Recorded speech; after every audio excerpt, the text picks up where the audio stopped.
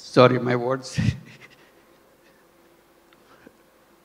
I cannot bring my words. যদি আপনি বলেন যে ইউনূস সরকার ক্ষমতায় আসার কারণে ভারত খেপে গেছে, আমেরিকা খেপে গেছে, অমুক দেশ খেপে গেছে, কিন্তু সবাই খেপলে আল্লাহ যদি খুশি থাকে,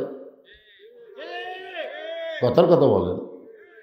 কারণ ইউনূস একটা নবীর নাম রে পারবে, সেই নবীকে আবার মাছে গিলে খাইছিল, হজম করার পারবে।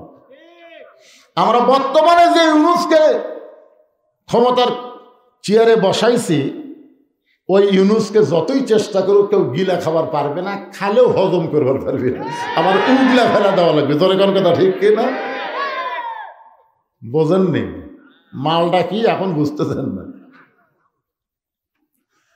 ইউনূস নবীরে খাইল মাছেতে গিলিয়া, ফেরেশতা পাঠাইলেন আল্লাহ ইসমে আজম দিয়া, দমে দমে সে হরদম পড়ে সে ইসমে আজম, মাছেরই উদর হইতে বাঁচাইলা প্রাণ। সবাই বলেন আল্লাহু আল্লাহু, তুমি জানলি জানালুহু, শেষ করা তো যাই না গে তোমার গুণগান। আলহামদুলিল্লাহ।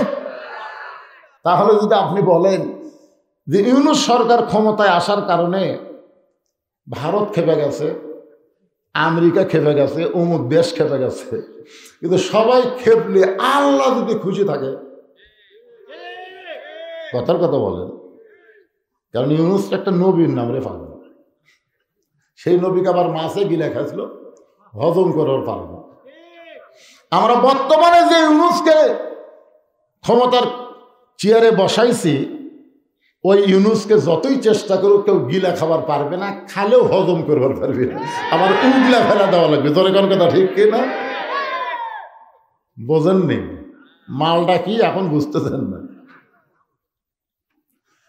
ইউনূস নবীরে খাইল মাছেতে গিলিয়া, ফেরেশতা পাঠাইলেন আল্লাহ ইসমে আজম দিয়া, দমে দমে সে হরদম পড়ে সে ইসমে আজম, মাছেরই উদর হইতে বাঁচাইলা প্রাণ। সবাই বলেন আল্লাহু আল্লাহু, তুমি জানলি জানালুহু, শেষ করা তো যাই না গে তোমার গুণগান। আলহামদুলিল্লাহ।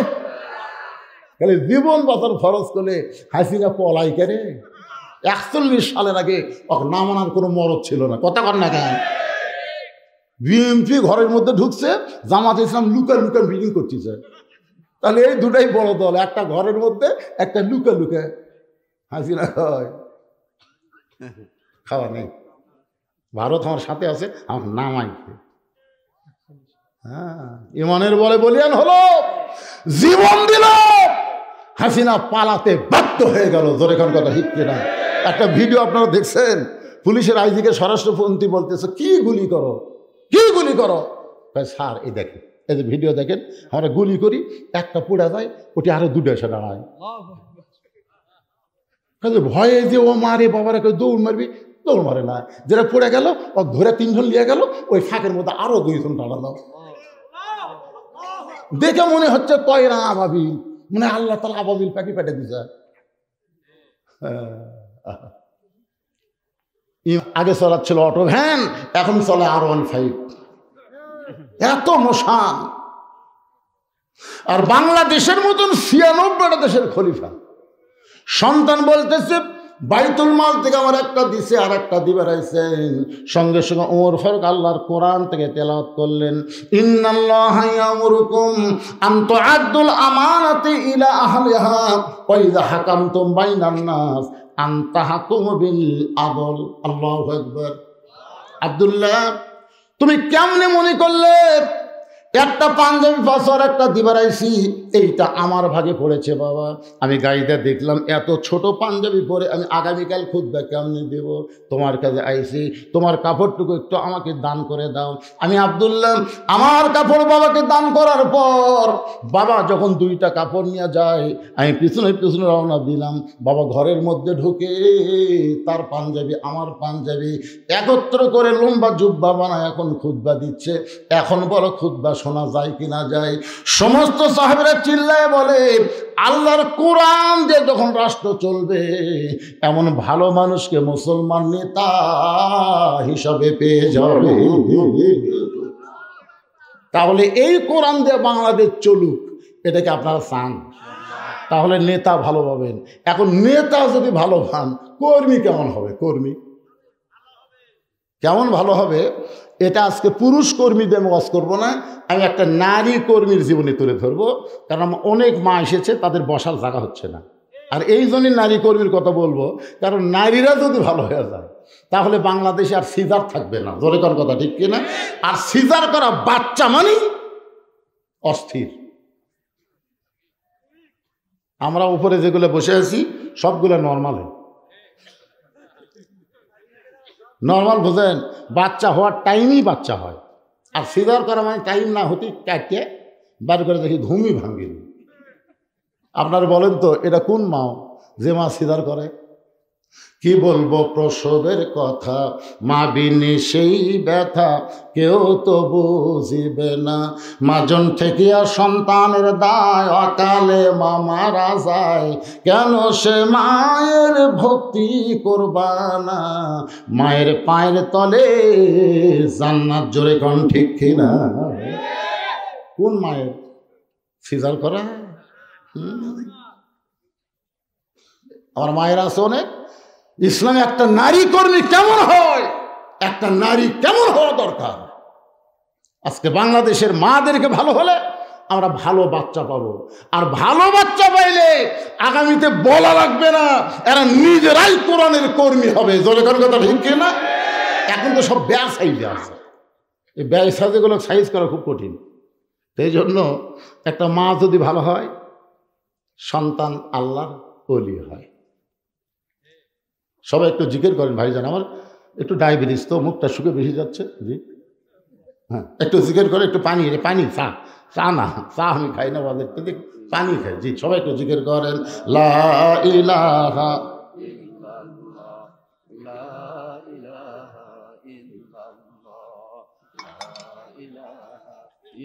মহব্বত। আল্লাহর জিকির করতে কি রে? আপনারা যে জিকির করতেছেন, এটা কি দয়াল বাবার জিকির? এটা কার জিকির কন? আরো জোরে বলেন। আল্লাহর নবী বলেছেন, কোন ব্যক্তি যদি সারা জীবন পাপ করে আর মরার সময় এই জিকির করতে করতে যদি মারা যায়, শুধু জবানে জিকির জারি থাকার কারণে আল্লাহ তার জীবনের সব গুনাহ মাফ করে দেয়। এই জিকিরকে বলা হয় আফজালুজ জিকির, লা ইলাহা ইল্লাল্লাহ। এই জন্য এই জিকির আমার মৃত্যুর সময় জবানে জারি থাকে। আমরা চাই না? চাই কি চাই না? এই জন্য সকলে জিকির করেন, লা ইলাহা ইল্লাল্লাহ, লা ইলাহা ইল্লাল্লাহু মুহাম্মাদুর রাসূলুল্লাহ। সকলে বলি সাল্লাল্লাহু আলাইহি ওয়াসাল্লাম। হযরত ওমর বাংলাদেশের মতন ৯৬টা দেশের খলিফা, নেতা ভালো হলেন, কিন্তু কর্মী কেমন নিজের চোখে দেখার জন্যে চোরের মতন চুপি চুপি একা একাই দিনের বেলা ঘুরতেছেন। হঠাৎ হযরত ওমর দেখতে পায় দুই পাহাড়ের মাঝখানে গিরিপথ। দুই পাহাড়ের মাঝখানে যে রাস্তা, সেই রাস্তাকে বলা হয় গিরিপথ। ওই গিরিপথের ভিতর দিয়ে একটা সুন্দরী মেয়ে ধীর গতিতে হেঁটে হেঁটে চলতেছে। মেয়েটার সামনেও কোনো মানুষ নাই, পিছনেও কোনো মানুষ নাই। ওমর ফারুক মেয়েটার দিকে তাকিয়ে বললেন, আলহামদুলিল্লাহ। ওমর ফারুক যদি আলহামদুলিল্লাহ বলে, আমাকে বলতে সমস্যা আছে? এখন আপনারা চিন্তা করতেছেন, হুজুর একটা মেয়েটার দিকে তাকায়া আলহামদুলিল্লাহ কেমনি বলা যায়? আপনি কি মনে করছেন এটা পরিমণি? এটাকে রাশমিকা মান্দা না? না। কোরআনের আইন যেদিন বাংলাদেশে চালু হবে, সেদিন মেয়েটা কালো হোক খাটো হোক, আল্লাহর আইন পর্দা যদি মেনে চলে, ওই মেয়েটাকেই কোরআন বলে সুন্দরী মেয়ে। তাহলে সুন্দরী মেয়ে কারা? পর্দানিশী নারী যারা। আমি যেই বলবো পর্দানিশী নারী যারা, আপনার বলবেন বিশ্ব সুন্দরী তারা। বলতে পারবেন না? পর্দানিশী নারী যারা আর বেপর্দা নারী যারা, শিলা কলা তারা। আজকাল নতুন স্লোগান দেন, শিলা কলা। একই গাছের কলা, এক গামলায় শোঁসাওয়ালা আর এক গামলায় শিলা, একই গাছের। এখন কলাওয়ালা বসে আছে, খরিদ্দার যায়, খালি শোঁসাওয়ালাটা বলতে ভাই কত করে কেজি রে, কত করে হালি? তো বলে ভাই একই গাছেরই, একই গাছেরই ভাই। তো না আমি শিলা কলা লই না। তো তুমি কি কলা শিলা খাও না? শিলাই খাই তো, আগে থেকে শিলা আছে, খালি লিভার খাবার। তুমি আমার পাগলা ভাবছা, আমি খাওয়ার আগেও খাসো। কলালা কান ধরে বলতেছে আল্লাহর শপথ কেউ খায়নি। আরে পাগলা, তোর খালি চোখ দিয়ে দেখবার ভাবি, কলার উপর ধুলা পড়ছে, মাছি পড়ছে, মশা পড়ছে, কলাতে ব্যাকটেরিয়ার জন্ম হয়েছে, ওই শিলা কলার খাওয়ার উপযুক্ত নাই। বেপরদা নারী যারা বাংলার জমিনে শিলা কলা তারা, জোরে বলেন কথা ঠিক কিনা? আর পর্দানিশী নারী যারা বিশ্ব সুন্দরী তারা। ওমর ফারুক যে মেয়েটার দিকে লক্ষ্য করে দেখলেন, সে মেয়েটা হলো আপাত মস্তক আল্লাহর আইন পর্দা। ওমর ফারুক মেয়েটার নিকটে গিয়ে বললেন, মা, এই নির্জন পথে তুমি একা একা চলতেছ, তোমার সামনেও কোনো মানুষ নাই, পিছনেও কোনো মানুষ নাই, তোমার অন্তরে কি কোনো ভয় ডর লাগে না? মেয়েটা বলে, পথিক, তুমি হযরত ওমরকে চেনো? মেয়েটা হযরত ওমরকে বলতেছে, পথিক, তুমি কি হযরত ওমরকে চেনো? যদি হযরত ওমরকে চিনতে তাহলে এরকম বেসাইদা প্রশ্ন করতে না। ওমর ফারুক বললেন, মা, কি বেসাইদা প্রশ্ন? বলে, বেসাইদা প্রশ্ন হলো, আল্লাহর কোরআন দিয়ে যখন রাষ্ট্র চলবে, পৃথিবীর এক প্রান্ত থেকে আর একটা প্রান্তে একটা মহিলা যাবে, তার কলিজার মধ্যে আল্লাহ ছাড়া অন্য কারো ভয় থাকবে না। আজকে 2000 টাকার জুতা আপনি যদি চাপাপুর কেন্দ্রীয় মসজিদে নামাজ পড়বার দাম জোহরের, আপনি সত্যি করে বলেন তো, জুতা কি দরজা থবেন না হাতত নেবেন? আচ্ছা, জুতা যখন হাতত নিচ্ছেন, আপনি অন্তর থেকে বলেন তো, হাতত নেওয়ার সময় আপনি কার ভয়ে হাতত নিচ্ছেন? কথাটা জোরে বলেন ভাই, কার ভয়ে? আচ্ছা, মসজিদে ঢুকতেছেন কার ভয়ে? তাহলে আগে কার ভয় করছেন, তারপরে কার ভয়? সারা জীবন নামাজ পড়লে কবুল হবে না। সারা জীবন যদি আপনি নামাজ পড়েন, আগে সুরের ভয়, তারপরে আল্লাহর ভয়, এই নামাজ কোনোদিন কবুল হবে না। নামাজ কবুল করতে গেলে সুরের যে বিধান কোরআনে আছে, এইটার পক্ষে আন্দোলন করা লাগবে। জোরে করে কথা ঠিক। হায় হায় রে, চোরের ভয় বাড়ি জাফানি তালা লাগাচ্ছে। আমাকে এলাকার চোরের ভয়ে ডিউটি শুরু হয়ে গেছে। আমি বললাম, কে রে ভাই, এত ডিউটি কে? হুজুর, এই যে আওয়ামী লীগেরা নেতাগুলা সব পলাছে, চামচাগুলো কি করে খাবি? এখন এরাই অকাম করতেছে, এই দিন আমরা পহরা দিচ্ছি। বাড়ি ঘর ছাড়া, বউ চল ছাড়া, এখন রাস্তায় সব পহরা দিচ্ছে। এই জায়গাগুলো আপনার পুরো করেন, ছোটো ছোটো বাচ্চাকে গ্যারান্টি নাই তো। যা, তুই যা, এই ওরা বসে থাকে, তাকে ঘুম ধরছ না, থাক, ঘুম পাড়ুক, ছোট মানুষ তো, এর কেউ শোনার কি দরকার? মেয়েটা কি বলতেছে, আল্লাহর কোরআন দিয়ে যখন রাষ্ট্র চলবে, তুমি কি হযরত ওমরকে চেনো? চেনো? ওমর আল্লাহর কোরআন দিয়ে এখন রাষ্ট্র চালায়। পৃথিবীর এক প্রান্ত থেকে আর এক প্রান্তে একটা মহিলা যাবে, ওই মহিলার করে যায় আল্লাহ ছাড়া অন্য কারো ভয় থাকবে। তাহলে যারা পারেন তারা আমার সঙ্গে পড়বেন, আর যারা না পারেন তারা চুপ করে শুনবেন। সেদিন ষোড়শী নির্জন পথে যাবে, কোনো জন কটু কথা কবে না, পথে আর প্রান্তরে সম্পদের মোহে পড়ে খুনা রাহাজানি হবে না। রাস্তার মধ্যে গাছ ফেলে দিত স্যার। আমার সঙ্গে যাইছে হাফিজ মামুনুর রশিদ, সেদিন ওদের দাম করি ওয়াজ করে আসার সময় থাকে চাপাপুরের এই পা গাছ ফেলাতে থাকে না কি? রাস্তা তেল তেলে হয়তো কাম হলো না, আগে ভাঙ্গায় ভালো হয়েছিল। ভাঙ্গা রাস্তার চোর নেই, আর তেল তেলার চোর গাছ ফেলায়। সেদিন ষোড়শী নির্জন পথে যাবে, কোনো জন কটু কথা কবে না, পথে আর প্রান্তরে সম্পদের মোহে পড়ে খুন আর রাহাজানি হবে না। সবাই বলেন যদি মেনে চলি কোরআন, জোরে বলেন যদি মেনে চলি কোরআন আর রাসূলের বিধান, সকলেই শান্তিতে থাকবে বাংলার আকাশে কলেমার পতাকা যেদিন দুলবে।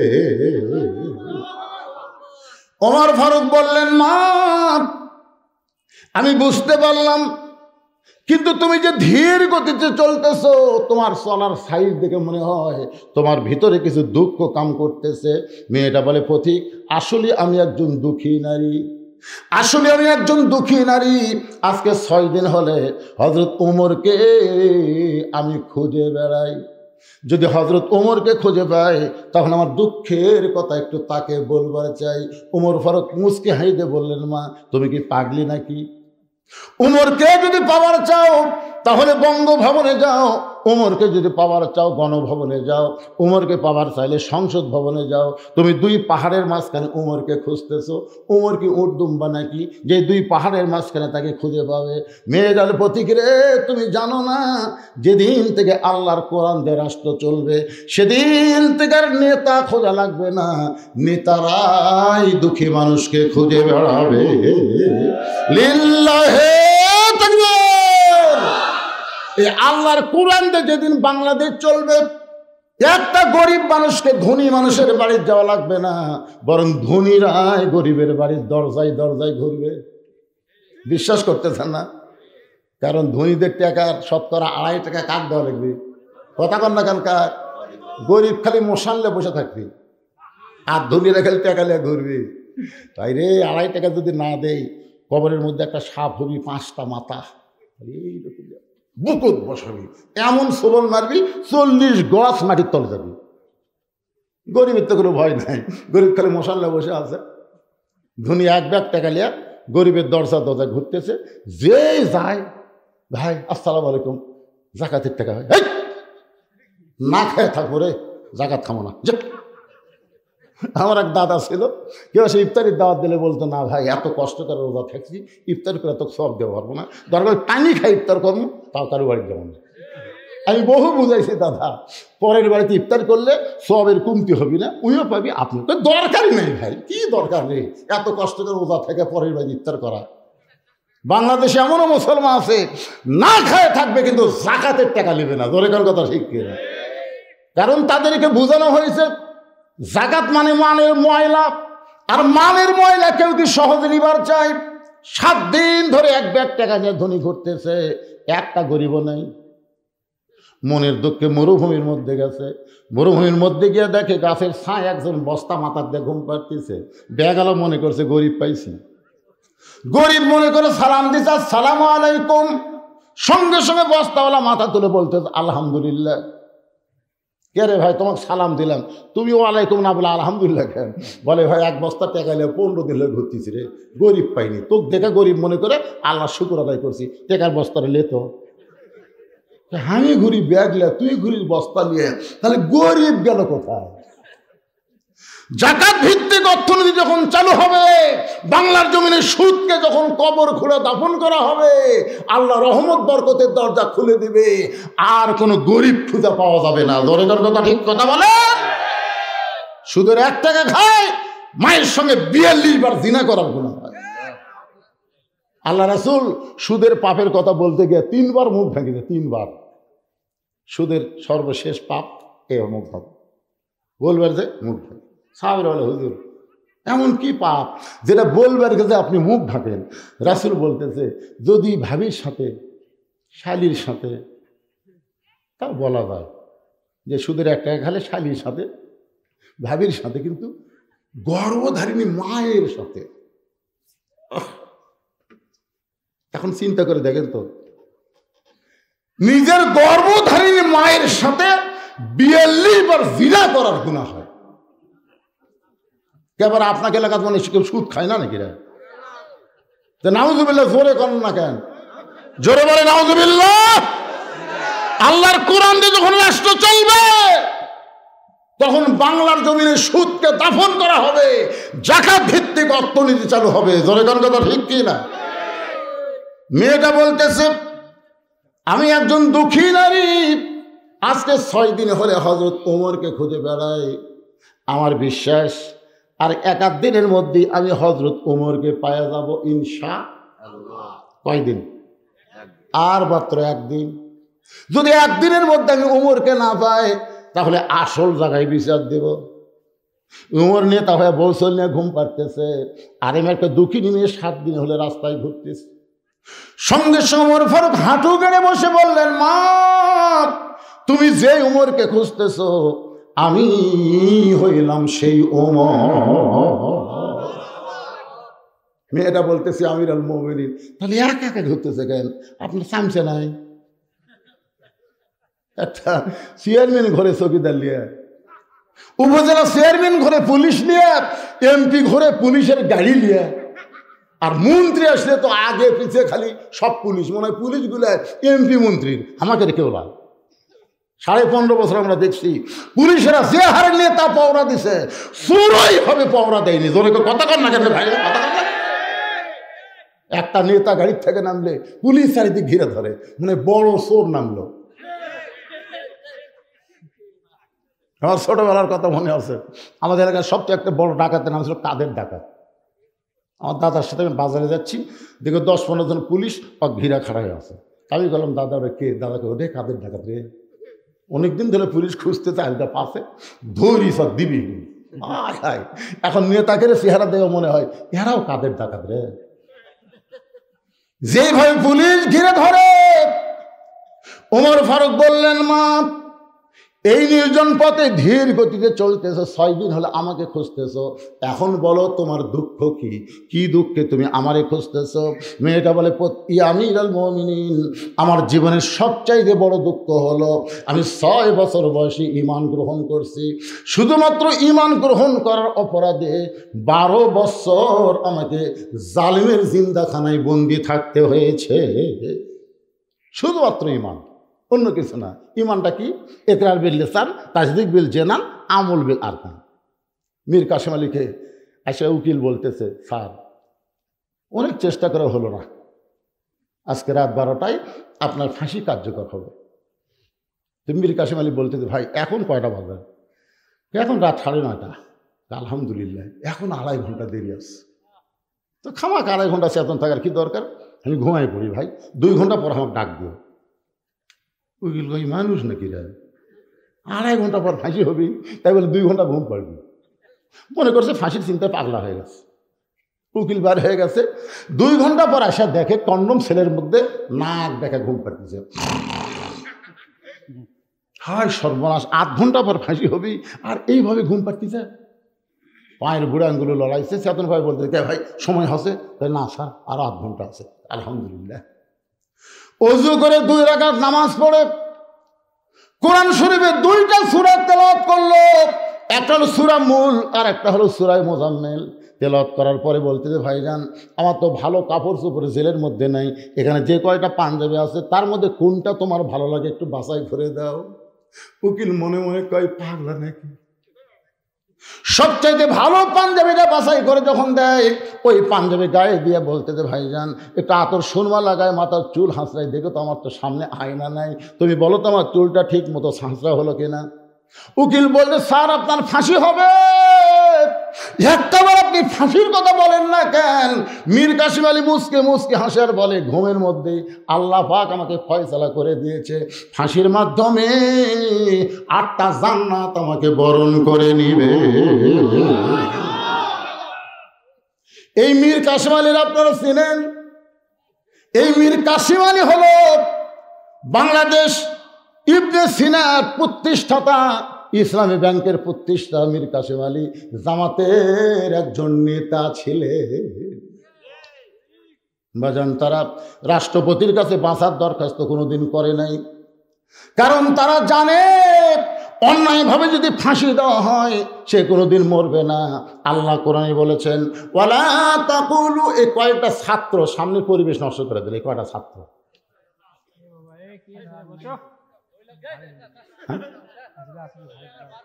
আচ্ছা, আর কোন মাদ্রাসার ছাত্র আছে? তোমরা মাদ্রাসার ছাত্র নাকি? না না, মাদ্রাসার তাল বেলেন তো, এরকম ওয়াজ শোনার কি দরকার? এই কিছুক্ষণ পর পর একটা করে উঠবি আর যাবি।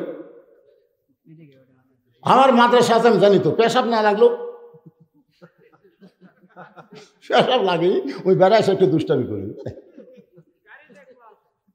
এখন এখন কি করবে? যা দিয়েছে ওই বেড়ায় এসে ঘুরতেছে, ঘুরে ঘুরে আমাকে দেখে পেশাব ফান গেছে, আমার পাশে খারাপ আছে, দেখি কি করে, পেশাব পড়ার কোনো শব্দ নেই, কিছুক্ষণ পর দেখি পানি পড়ার শব্দ। রে এই তোর তো পেশাব লাগেনি, তুই উঠে আসলো। হুজুর ভালো লাগে না, মানে সবসময় বোঝেন না। এই কটা মাদ্রাসার বাচ্চাকে সামনে দিছে, কিছুক্ষণ পর পর একটা করে উঠতেছে। এই ফাঁকা জায়গাটা পুরো আপনার একটু পেছনে যান, না পেছনের লোক সামনে আসে।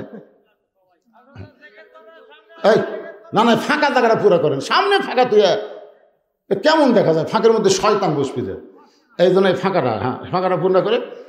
আর কোনো মাদ্রাসার ছাত্র আছে দেখেন তো, আর কেউ আছে নাকি?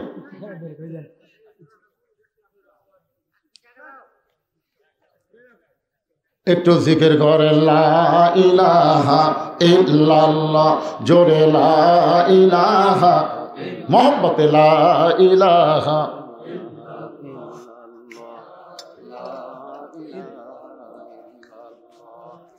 লা ইলাহা ইল্লাল্লাহু মুহাম্মাদুর রাসূলুল্লাহ সাল্লাল্লাহু আলাইহি সাল্লাম। মেয়েটা বলতে 6 বছর বয়সে ঈমান গ্রহণ করেছি, শুধু ঈমান গ্রহণ করা অপরাধে 12 বছর আমাকে জেলখানায় বন্দি জীবন কাটাতে হয়েছে। সকালবেলা 3টা করে চাবুক মারছে, বিকালবেলা 3টা করে চাবুক মারছে। আমার দেহের এমন কোনো জায়গা নাই যে জায়গায় চাবুকের আঘাত লাগে নাই। ইয়া আমিরুল মুমিনিন, আমি যেই জালিমের জেলখানায় বন্দি ছিলাম ওই দেশের নাম হলো রোম দেশ। ওই দেশের নাম কি? কিন্তু আপনি যখন রোম পারস্য দখল করলেন, আমি জেলখানার মধ্য থেকে শুনতে পাইলাম আপনি কোরআন দিয়ে রাষ্ট্র চলাবেন বলে জেলখানার দরজা মুক্ত করে দিলেন। এখন জেলখানার দরজা মুক্ত হওয়ার পরে সবাই তার আপন ঠিকানায় চলে গেছে, কিন্তু আমি কোথায় যাব? আমার দাদা হলো খ্রিস্টান, আমার বাপ হলো খ্রিস্টান, আমি যেই দেশে জন্ম নিয়েছি তারাও হলো খ্রিস্টান। এখন খ্রিস্টানদের দেশে না গিয়া আজকে 6 দিন হলে আপনাকে খুঁজতেছি। যদি আপনাকে দেখা পাই, এই দুঃখিনী মেয়েটা আপনার কাছে একটু আশ্রয় চায়। ওমর ফারুক মুস্কি মুস্কি হাসলেন। মেয়েটা হেজাবের ভিতর থেকে বলতেছেন, ইয়া আমিরুল মুমিনিন, কথা না বলে আপনি কি করতেছেন? ওমর ফারুক বললেন, মা আমি তোমাকে আশ্রয় দিবার পারবো না, তবে শুনে নাও, ইসলাম তোমাকে অধিকার দিয়ে দিছে। আপনারা বলেন তো, ইসলামে নারীর অধিকার কম না বেশি? আমার মায়েদেরকে ভুল বোঝাবে ভোটের আগ দিয়ে। কোরআনের দলক দান ভোট দিও না, বাড়ির থেকে গেলে বাইরে ভোট দিবি না। কোরআনের দলক ভোট দিলে তোরা জুয়া খেলে পারবি। কোরআনের দলক দান ভোট দিস না, ফজরের সময় কিন্তু 5 হাত বেড়া তুলবি রে, ল্যাপের মধ্যে ঘুম পারবো। 5 আর কাপড় খুলে 5 টাকার বাড়ি মারে নামাজ কায়েম করে। খবরদার, এটাকে ভোটের আগে বুঝাবি, বুঝে লাভ নাই, বুঝে লাভ নাই। জনগণ বুঝেছে মুক্তির সনদ হচ্ছে আল্লাহর কোরআন। জোরে বলেন কথা ঠিক? একটু বলেন ভাই। একবার নামাজ ধরেন, একবার শত চেষ্টা করলো আপনাকে কেউ আর নামাজ থেকে ফিরাতে পারবে না। ধরেননি থেকে আপনার কাছে কঠিন লাগতেছে। যারা নামাজ ধরেছে ফজর আযান তাদের কাছে কত মধুর লাগে জানেন? আসসালাতু খায়রুম মিনান নাম শোনার সাথে সাথে বিসমিল্লাহ বলে কম্বল ফেলে দিয়ে লেপোকা লাত্তি মেরে ঠান্ডা পানিতে উজু করে। তারপরে যখন জুতা ফিতা পাও দেয়, মসজিদ দিকে রওনা দেয়, ফেরেশতা বলে আল্লাহ আল্লাহ, এই শীতের মধ্যে ল্যাপ কম্বল ফেলে দিয়ে ঠান্ডা পানিতে উজু করে তোমার বান্দা মসজিদে যায়, এই বান্দার রেজাল্ট কি? আল্লাহ বলতেছে, বদরের যুদ্ধে যদি আজকে থাকতো ওই বদরের যুদ্ধের সৈনিক হয়ে যেত। কি মনে করছেন ভাইজান? শত চেষ্টা করলো আপনাকে নামাজ থেকে বের করে পারবে না, কারণ নামাজ আল্লাহর এমন একটা ইবাদত, এক জগ পানির মধ্যে 1 মুষ্টি চিনি দিয়ে ঘন্ট মারলে ওই চিনি যেমন পানির মধ্যে বিলীন হয়ে যায়, প্রত্যেকটা নামাজি বান্দা আল্লাহর মহব্বতে নিজের অস্তিত্বকে বিলীন করে দেয়। জোরে কোন কথা ঠিক কিনা? মেয়েদেরকে ভুল বুঝাবে, কোরআনের দলত ভোট দেন না, ওই মার্কা বাদ দিয়ে কাম করবেন। আজকে আমার মায়েরা শোনেন, ইসলামে আপনাদের কত অধিকার। আপনাদেরকে শোনানো বোঝানো হয়নি বলে আপনারা ভুল বুঝতেছেন মা। ওমর ফারুক বললেন, মা ইসলাম তোমাকে অধিকার দিয়েছে। মেয়েটা বলতেছে, আমির আল মুমিনিন, এই সময় ইসলাম আমাকে কি অধিকার দিল? বলে, তোমার বয়স কত? বলে 18 বছর। 6 বছর বয়স ঈমান গ্রহণ করেছে, 12 বছর জেলখানায় বন্দি ছিলাম। ওমর ফারুক বলেন, বহু অধিকারের মধ্যে 1 নম্বর অধিকার হলো ভালো একটা ছেলের সঙ্গে বিবাহ বসা।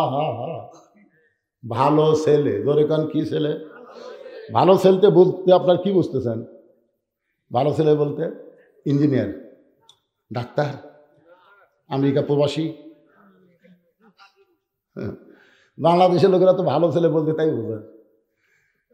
ছেলে কি করে? ইঞ্জিনিয়ার, ডাক্তার, পরিচয় দেয়। আমার এক জামাই ডাক্তার হুজুর, এক জামাই ইঞ্জিনিয়ার। কিন্তু ওর পাশে একটা হাফিজের শ্বশুর বসে আছে, ওই কথা কয় না, ওই কথা কয় না। কে রে পাগলা, তুমি যে হাফেজের শ্বশুর হওয়ার পারছে, তুমি জানো তোমার ভবিষ্যৎ কি? তোমার ভবিষ্যৎ হলো একটা হাফেজ নিজে জান্নাতে যাবে না, 10 জনকে সুপারিশ করে জান্নাতে নিয়ে যাবে। ধরে কথা কম না। এখন তুমি ভালো ছেলে কোথায় পাইবা? কারণ তো তোমার অভিভাবক নাই, তুমি অভিভাবকহীন একজন নারী। আমি তোমাকে একটা ভালো ছেলের খবর দেই, দেখো তো ছেলেরা তোমার পছন্দ হয় কিনা। মেয়েটা বলে, আমির আল মুমিনিন, তাহলে বলেন তো ভালো ছেলের পরিচয় কি?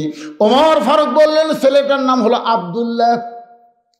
ছেলেটার বয়স হলো 22 বছর। ছেলেটা লম্বায় হলো 6 ফুট 2 ইঞ্চি, গায়ের রং ফর্সা, চাঁদের মতন চেহারা। ছেলেটার যোগ্যতা হলো 30 পারা কোরআনের হাফেজ। ছেলেটার যোগ্যতা হলো 6 লক্ষ হাদিসের হাফেজ। আর ছেলেটার পরিচয় হলো আমার পুত্র ইবনে ওমর। কারণ তোমার মতন একটা মেয়ে, পরীক্ষিত মেয়ে, যে 12 বছর প্রতি সকাল সন্ধ্যায় 3টা করে চাবুক খাইছে, তারপর ঈমান হারা হয়নি, এমন একটা মেয়েকে যদি আমার বেটার বউ বানাবার পারি, এটা হবে বউ মা। এইরকম বউ হবি বউ মা। আর যেমন তেমন একটা বিয়ে করালে বউ মা হবি না, বউ দজ্জাল হবি। এখন আপনার বউ মা পাচ্ছেন না বউ দজ্জাল পাচ্ছেন, একটু হিসাব করে দেখেন তো বাড়ির যে কয়টা আছে। বেটা বিয়ে করাতেন দেখে শুনে করাতে হুজুর। তারপরে বউ হর বেটাকলে বগুড়া থাকে, বগুড়া এখন বউলিয়া বাসা করে ছেলে আর বউ বগুড়ার থাকে। বাপ থাকে এখন আপনাদের এই কুমড়াত, বাপ মা কুমড়ার থাকে, তাত্তা কুমড়া পড়ার থাকে। এখন বাপ একদিন খুব অসুস্থ হয়ে গেছে, বগুড়া পপুলারে ডাক্তার দেখতে দেখতে, বড় ডাক্তার তো, একে রাত 9টা বাজে গেছে। এখন 9টার সময় তাত্তা কুমড়া পড়ায় কেমনে যাই এত রাত? মন বলতেছে কে তোর বেটার বাসা নাই, তোর বেটার বাসা নাই, বাসার যা। রাত 9টার সময় ছেলের বাসার দরজা দিয়ে ডাকতেছে, আব্দুল্লাহ। ছেলের নাম আমার আব্দুল্লাহ। আব্দুল্লাহ রে। আব্দুল্লাহ কয়, আমার সবাই স্যার করে কয়, সাহেব করে কয়, আমার নাম ধরে ডাকে মরদ কেরি। আপনারা বলেন তো, আমি যত বড়ই হুজুর হই, আমার নাম ধরে ডাকার মরদকে। আব্দুল্লাহ দৌড়ে এসে দরজা খুলে দিয়েছে, বুঝতে পারছে আমার বাপ আছে। দরজা খুলে বলতেছে, বাবা এত রাত্রে ঠেকাও পড়েনি, কিন্তু বিপদ। হোটেলত খাবার খাসি, কিন্তু থাকার জায়গা নেই। তোর কাছে বাড়ি, তোর বাড়ি একটু থাকতে পারছি, দেখা দিব না? আব্দুল্লাহ হাত ধরে বলতেছে, আব্বা আপনি এত গরম হয়ে থাকবেন। গরম হবো না, বইয়ের আসলের তলে মাথাতে থাকিস, বউ যা খাই তাই। বাবের মুখ চাপে ধরছে, বইয়ের যে ভয় আছে, বোঝেন না, বইয়ের ভয় করে। রেস্টরুমে বসায় বলে, আব্বা একটু বসেন। বসায় বিলাই যেমন ইন্দুরের কাপড়, আস্তে আস্তে সুরসুর করে বইয়ের কাছে ফিস করে বলতেছে, আমার বাপ আছে। শুনলি তুমি কি মনে করছো আমার কান ঠসা? তো কোনোদিন বাবা আসে না রে, আজকে বিপদে পড়ে যাচ্ছে, বাবা আসে একটু খাবার দাও। আর মা যাবে না, পিঠ শিশির করতেছে, আমি পারতেছি না, তুমি দাও।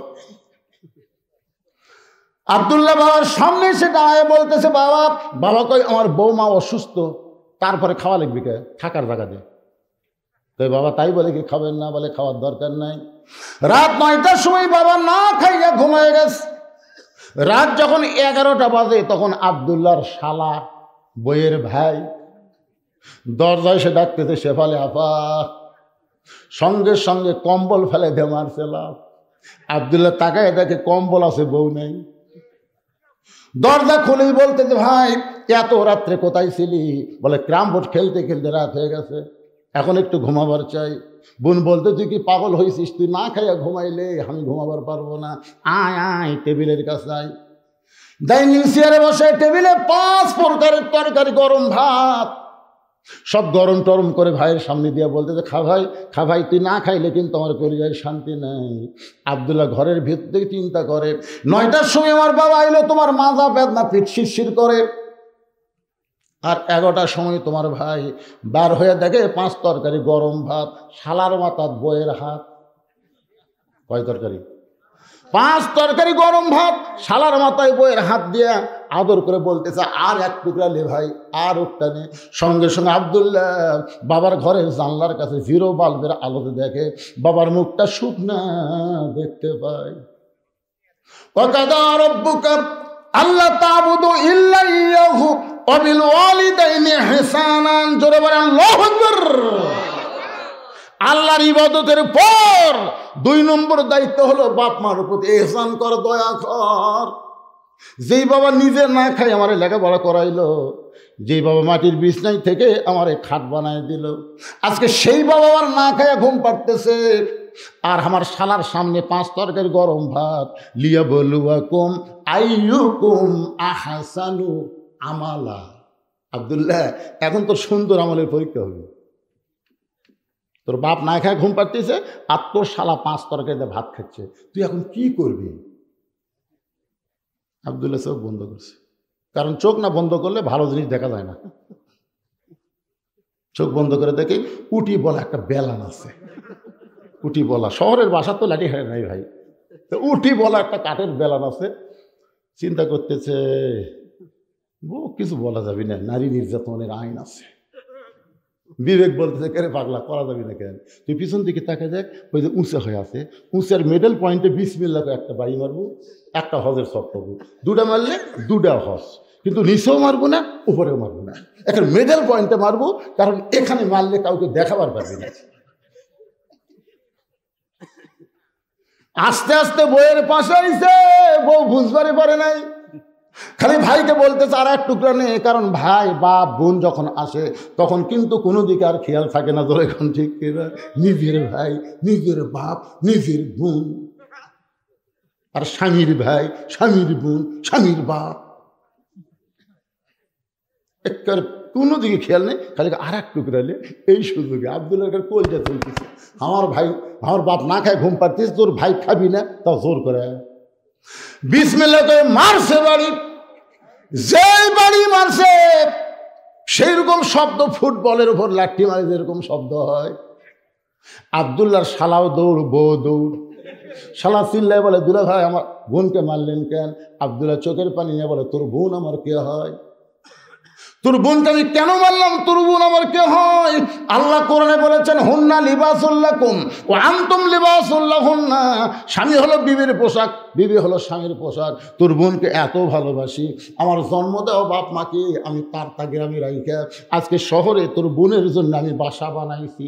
এত ভালোবাসার পরেও কি জন্য মারলাম? তুই যদি জানবার চাস তাহলে আয়।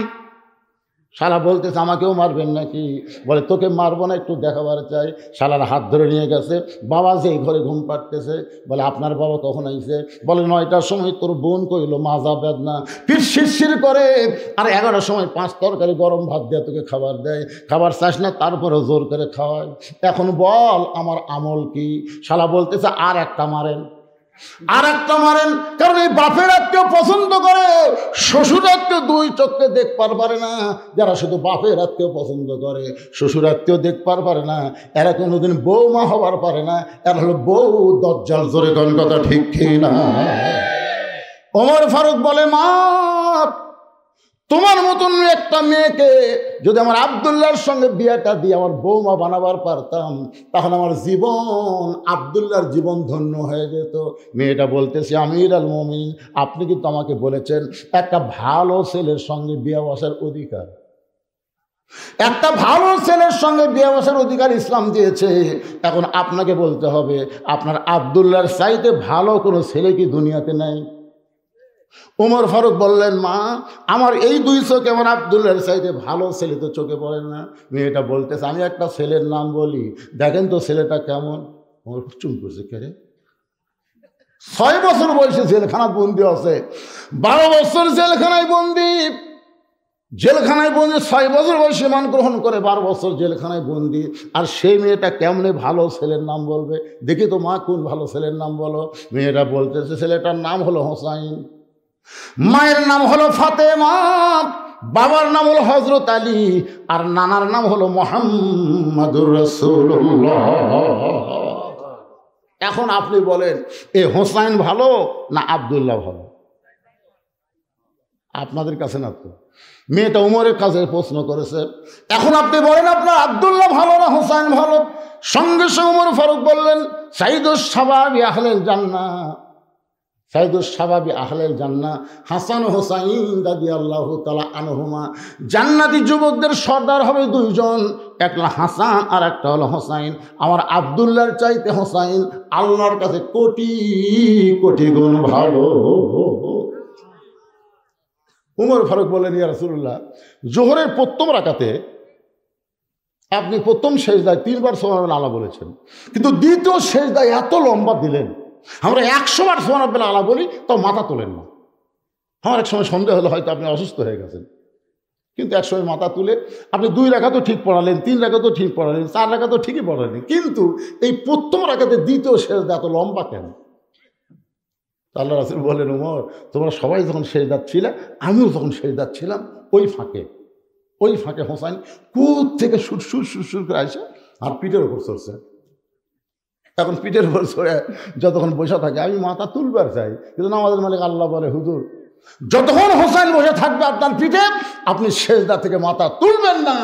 আপনি যেমন হোসাইনকে ভালোবাসেন, আমি আল্লাহ তেমন ভালোবাসি। জোরে কান সুবহানাল্লাহ। সেদিন থেকে হযরত ওমর বুঝেছেন, নবীর পিঠের উপর চড়ে বসলে যেই হুসাইনকে আল্লাহ নামাতে নিষেধ করে, সেই হোসেনের চাইতে ভালো ছেলে দুনিয়াতে আর কেউ নাই। ওমর ফারুক বললেন, মা আমি জীবনে ঘটকালি করে নাই, আজকে প্রথম ঘটক হব। মেয়েটাকে নিরাপদ আশ্রয় দিয়া হযরত ওমর ঘটক হইয়া হযরত আলীর বাড়ির দরজা দিয়া সালাম দিলেন, আসসালামু আলাইকুম ইয়া আহলাল বাইত আম্মা সাইলা ফালা তানহার। হযরত আলী ঘরের মধ্য থেকে চমকে গেলেন, যে ব্যক্তি সালাম দিল সে নিশ্চয় হযরত ওমর হবে, কিন্তু যে আয়াতে কারিমা তেলাওয়াত করলো সে আয়াতটা হলো আম্মা সাইলা ফালা তানহার, সাইল কারীকে কোনো অবস্থায় ফিরানো যাবে। ওসমান গনিকে একদিন আল্লাহ নবী ডাক দেন, ওসমান, আল্লাহ তোমাকে অনেক সম্পদের মালিক বানা দিয়েছে। ওসমান গনি বলে, ইয়া রাসূলুল্লাহ, কত সম্পদ, আমি আপাতত হিসাব দেওয়ার পারবো না, তবে একটা হিসাব আছে, সেটা হলো আমার যতগুলো গুদাম আছে, এই গুদামের তালা লাগানোর পরে যে চাবি, এই চাবি টানতে যায় একটা উট হিমশিম খায়। তাহলে চিন্তা করে দেখেন কতগুলো গুদামের তালা লাগাছে, এই তালার চাবি একটা উটের পিঠের উপর দিলে সেই উট হিমশিম খাওয়া যায়। তখন রাসূল বলতেছে, আল্লাহ যদি সব সম্পদ তোমার কাছে ফেরত চায়, যদি ওসমান আমার সম্পদ আমাকে ফেরত দাও, তখন কি করবা? ওসমান গনি উটের রশি ধরে নবীর কাছে যে বললেন, হুজুর খালি সম্পদ না, এই উটটাও দিয়ে দিন, চাবি সহ উটটা আপনাকে দিয়ে দিলেন। রাসূল আসমানের দিকে তাকায় আছে, আল্লাহ কি কয়? আল্লাহ বলতেছে, ইয়া রাসূলুল্লাহ, আজকে তো আমার ডিগ্রি শেষ, আমার গানি ডিগ্রি আজ থেকে আমি ওসমানকে দিয়ে দিলাম। যেরকম সুবহানাল্লাহ। এখানে একটা আমাকে কাগজ দিয়ে বলতেছে, হুজুর এই যে মাহফিল করেছে, এই মাহফিলের খরচ বাবদ আপনি সবাইকে একটু বলবেন, কারণ রাত বেশি হলে যা হয়, এখন ঘড়ির দিকে তাকায় দেখেন রাত প্রায় 12টা বাজতেছে। যেরকম কথা ঠিক কিনা? আমি কিন্তু এখানে আইছি 9টার আগে, আমি বলেছিলাম 9:30 আমার তুলে দিবেন, অসুস্থ মানুষ 12টা পর্যন্ত ওয়াজ করলে মোটামুটি মানুষের একটা তৃপ্তি হবে। তুলতে তুলতে 10:30, 9:30, একেবারে 25-এ তুলে দিছে। 10:25 থেকে এখন 12টা বাজতে 1.5 ঘন্টা। কি এরা চিন্তা করতে 2-1টা করে লোক কিন্তু উঠতেছে, রাত বেশি হলে যা হয় আর কি। এই জন্য আল্লামা সাঈদী হুজুর জীবনে 12টা পর্যন্ত তাফসীর করেনি, এসার পরে ওয়াজ শুরু, 10টার মধ্যে শেষ। এখনকার বেশিরভাগ তাফসীর তাই হচ্ছে, মানুষ কিন্তু আর বোকার দিন নাই। যেরকম ঠিক কিনা? একটু বলতেছে হুজুর গামছা ভিতরে দেওয়া হবে 10, 20, 50, 100 টাকা করে, কেউ যদি মন চায় এই কোরআনকে ভালোবেসে কোরআনের মাহফিলের জন্য দান করবে। আপনাদের কাছে যদি ব্যাগ যায় আপনারা দিবেন না? কারা কারা দিবেন আল্লাহ কিন্তু হাত দেখেন তো দেখি। যারা দিবেন, যা পারেন, অল্প হোক বেশি হোক, যা পারেন দিবেন। পারে এর মাঝখানে কয়টা মুরব্বী হাত তুললো না কেন? হাত তোলেন না কেন? দিবেন না আপনারা? মাশাআল্লাহ, হাত নামা। সবাই দিবে, সবাই দিবে। আপনারা দেখবেন এই সময় কিন্তু আবার মিন শাররিল ওয়াসওয়াসিল খান্নাস, মসজিদের বাক্স যখন, দান বাক্স যখন মুখের সামনে আসে না ভাইজান? আপনাদের মসজিদে আদায় করে না? সবার সামনে দান বাক্স আসে না? কথা কয় না রে বারে, আসে না? তখন আপনার পকেটে কিন্তু দেখবেন, খেয়াল করে 4টা লোট আছে। একটা হলো 500 টাকার লোট, একটা 200 টাকার লোট, একটা 100 টাকার লোট, একটা 10 টাকার লোট। আপনি বলেন তো কোনটা দিবেন? আপনি দিবেন 10 টাকা, কিন্তু আল্লাহ পছন্দ করে কোনটা? আল্লাহ কোরআনে বলেছে লান তানালুল বিররা হাত্তা তুনফিকু মিম্মা তুহিব্বুন। যেই নোটটাকে তুমি বেশি মহব্বত করো ওইটাই আল্লাহ দিয়ে দাও। আল্লাহ দেওয়া মানে তোমারই থাকা, দুনিয়ার ব্যাংকে জমা হবে না, জান্নাতের ব্যাংকে তোমার নামেই জমা করা হবে। এখন ব্যাগ যদি যায়, এখন ছিঁড়া ছুড়া ভাঙ্গা চুরাটাই দিবেন নাকি? হ্যাঁ, এই সময় কেউ উঠবেন না, আল্লাহর রাস্তায় বলতেছি। দান করার পরে আপনি উঠে যান, অসুবিধা নেই। যে ঘটনা ধরছি শেষ পর্যন্ত আমি বলবো, তাতে যদি অর্ধেক লোক যায় যাক, কিন্তু আগে কামটা হয়ে যাক। দেন ব্যাগ ঢোকে, না ব্যাগ ঢোকো, ভিতরে ব্যাগ ঢোকো, ঢোকো। আল্লাহ পিছন দিকটা ঢোকো। কোন দিকটা ঢোকে রে? মাছ কোন দিক দিয়ে বার হয়? সেই মুহানের দিকে যাও। হ্যাঁ, যাও, শুরু করে দাও, আদায় শুরু করে দাও। বাবা আমার মায়েরা যারা বসে আছেন, আপনাদের আলোচনা আজকে বেশি হচ্ছে। মা খুশি হয়ে প্রাণ খুলে আপনারাও দান করবেন। এখানে এমন আল্লাহর বান্দা থাকতে পারে এই কোরআনকে মহব্বত করে 1000, 2000 টাকা দান করবে। 1000, 2000 টাকা ব্যাগের মধ্যে না দিয়া আপনার টেজে দিবার পারবেন যে হুজুর আমি 28 বছর মাহফিলের জন্য 5000 টাকা দান করলাম, 1000 টাকা দান করলাম, 500 টাকা দান করলাম। এখানে প্রধান অতিথি, বিশেষ অতিথি, অনেক অতিথির নাম বিজ্ঞাপনের মধ্যে রয়েছে। তারা ব্যাগের মধ্যে না দিয়া এখানে হাতের মধ্যে দিবেন। এমন কোন আল্লাহর বান্দাকে আছে এই কোরআনকে মহব্বত করে 10টা 1000 টাকা, 5টা 1000 টাকা, এমনকি 1টা 1000 টাকা দান করবেন?